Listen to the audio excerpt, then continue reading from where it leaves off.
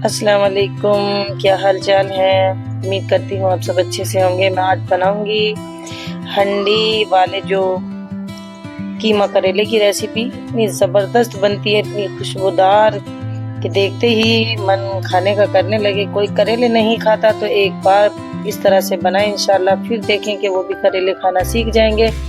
मैंने 500 ग्राम करेले लिए हैं और 500 ही ग्राम मैंने कीमा लिया है।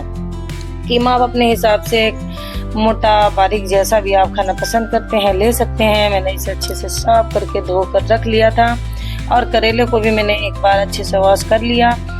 और मैंने प्याज ली हैं तकरीबन 250 ग्राम के करीब प्याज है मेरी, ज़्यादा मैंने प्याज नहीं ली हैं। और ये मिट्टी की हंडी है तो इसी में मैं इसे आज बनाऊंगी बिल्कुल जिस तरह मेरी अम्मी बनाया करती थी, तो आज उन्हीं की रेसिपी है ये।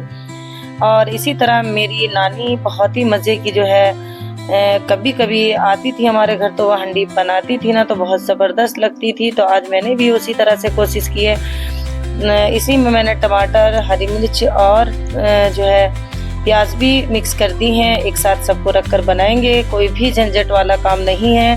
मिर्च और आधा चम्मच हल्दी, ये ज़ीरा है और 1-2 दालचीनी का टुकड़ा, बस आधी इलायची, कोई काली मिर्च, लौंग वगैरह और कुछ भी इनमें शामिल नहीं करेंगे। बिल्कुल बिना मसाले के बनने वाले ये कीमा करेले इतने ज़बरदस्त बनते हैं। और अगर आप शौकीन हैं तो इस वीडियो में आपके जो है इस तरह से बनाने में तो मज़े ही आने वाले हैं। तो कोशिश करें कि अगर मिट्टी की हंडी है तो उसमें बनाएं, अगर नहीं है तो फिर खुले बर्तन में बनाएं।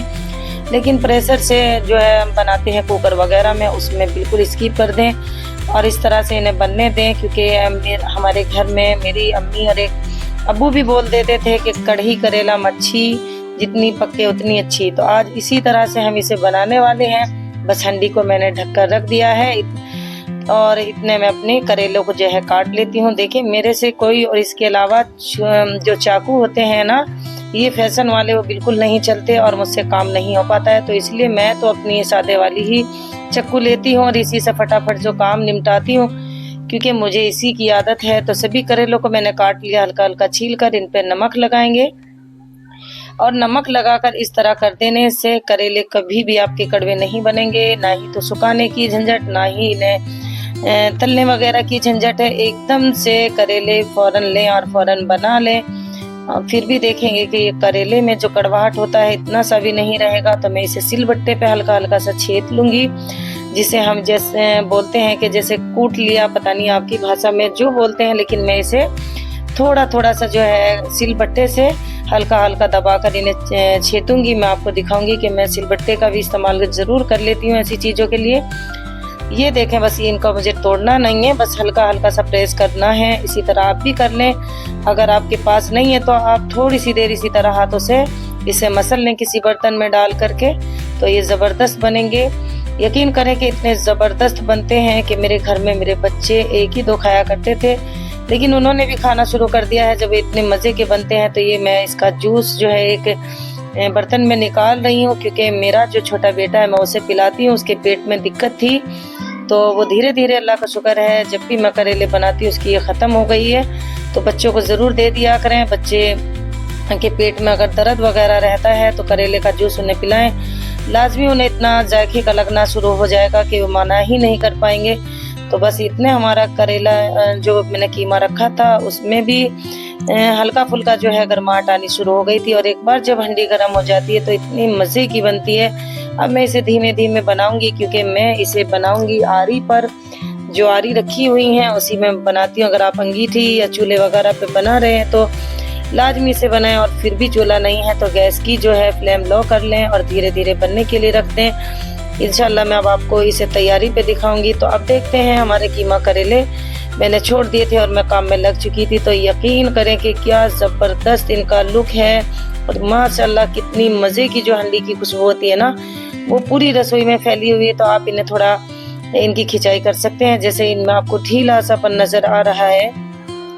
तो अब एक इसमें हम सीक्रेट मसाला डालने वाले हैं जो हर घर में लाजमी मिल जाता है। अगर आपने भी आम का अचार बनाया है तो बस यही वाला मसाला इसमें डाल दें और इसकी खिंचाई कर लें। फिर देखें कि करेले का जो स्वाद है वो कितना ज़बरदस्त होता है। अगर घर पे नहीं है तो आप बाज़ार से ले लें।